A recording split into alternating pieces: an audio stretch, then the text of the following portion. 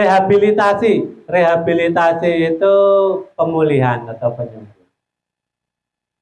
Pasien yang terkena stroke sangat dianjurkan untuk dibawa ke rumah sakit supaya mendapat perawatan yang tepat. Ini kita pakai kaidah umum, kaidah aman gitu. Kalaupun mau kita tanganin langsung, kalau ada sembuhnya paling dapat 2M. Makasih Mas. Gitu. Tapi kalau sampai ada kenapa-napanya, habis penjara. Bener nggak? Iya. Habis itu kenapa bukan dia percaya emang? Oh, udah panjang urusannya. Ya kita kan juga cari aman, kita menjaga nama baik juga kan. So ini kalau di dalam penanganan umumnya memang serangan awal itu harus segera dilarikan ke UGD. Dan itu pun tergantung penanganan dari rumah sakit seberapa cepatnya dia bertindak. Karena ada waktu yang period. Nah, setelah stabil masa akut biasanya sudah dibolehkan pulang ke rumah. Nah ini. Jadi kalau saya nanganin orang stroke itu kapan kenanya kemarin udah dibawa ke rumah sakit ini udah pulang udah ya saya jalan. Tapi kapan kenanya seminggu yang lalu udah ke rumah sakit belum. Waduh, belum, ini agak repot tuh. Paling kita sarankan dulu biar ada keseimbangan aja, kesinambungan antara medis modern dan tradisional. Maka sudah saatnya masuk pemulihan untuk mencapai kembali fungsi yang normal. Aspek yang perlu diperbaiki nantinya adalah motorik, sensorik, bicara, fungsi keseimbangan.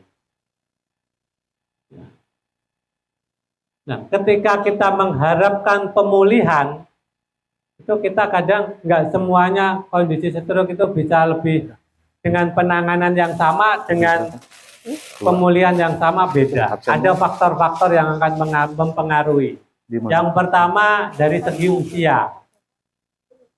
Orang kena stroke-nya di usia 40, kita masih semangat untuk nanganin. 50 gitu, masih usia produktif. Tapi udah kena stroke-nya umur berapa? Umur 80 misalnya. Kalau umur 80 saya terang-terangan aja datang, Pak, Bu, ini ngomong ke keluarganya ya, ini stroke ini kalau untuk penanganannya memang berat. Tapi pijetan ini mampu untuk memberikan efek rileks dan nyaman buat penderitanya. Karena dia kan seharian tidur, miring kanan, miring kiri, otomatis pegel. Itu juga perlu dirileks. Jadi penanganan pemijatan ini lebih ke untuk merilekskan otot dia ketika berbaring lama, ketika dia mengalami inaktivitas. Di awal saya sampaikan kalau memang usianya udah di atas 70, ya kita ngerjainnya juga enak, sama-sama plong gitu, nggak ditarget, nggak sembuh. Tipe stroke, tipe non-hemorrhagic memiliki tingkat pemulihan yang lebih cepat dibanding hemorrhagic. Non-hemorrhagic itu yang sumbatan tadi itu loh. Jadi kalau udah di MRI gitu, kita nanya, Bu udah di MRI, udah hasilnya gimana? Oh sumbatan Pak, jadi semangat kita lebih tinggi. Tapi ketika udah di MRI Bu, udah hasilnya gimana? Pecah Pak, ngedot gitu aja.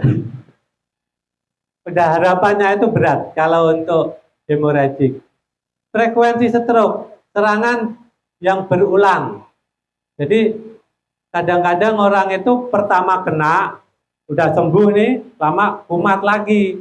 Nah ini serangan yang keberapa? Kalau serangan yang pertama, semangat kita masih tinggi untuk membantu recovery, untuk membantu rehabilitasi. Tapi kalau udah serangan yang ketiga, ya agak berat juga gitu loh. Waktu perawatan awal, nah golden period di awal itu dilewatkan tidak? Ya, waktu kena pertama itu ada bantuan rumah sakit tidak? Atau biasa aja? Kemudian ini yang penting juga, si klien dia mau punya semangat nggak untuk sembuh? Kadang ada yang punya semangat, tapi kadang ada yang lemes gitu. Pak, ketika kita pamit kita habis terapi, Pak, semoga cepat sembuh ya Pak, ya cepat sehat, semoga. Jadi mau jawab aja udah malas gitu. Jadi kayaknya motivasi semangatnya itu udah luntur. Jadi ini yang perlu kita motivasi untuk lebih semangat. Yang